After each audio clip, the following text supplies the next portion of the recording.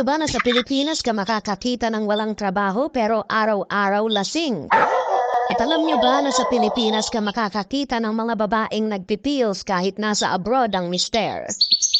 Sa Pilipinas ka lang makakakita ng taong mahamo kapag nangungutang pero galit pag siningil. Pag ang tropa mo natalisod, imbis na tulungan mo, tatawanan mo pa. Ahahaha, tanga amputs. Sa Pilipinas, ang mga tao ay madalas magpasaring sa social media. Pero kapag pinalagan mo ay auto-block ka na sa kanya.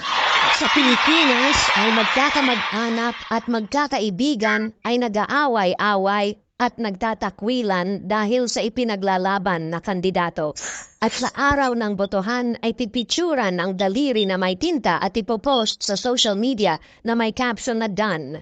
Sa Pilipinas, ginagawang remote office o review center ang mga coffee shops. At only in the Philippines, nagsisirahan pero nagbabanding. Mga katotohanan sa Pilipinas. Alam nyo ba na sa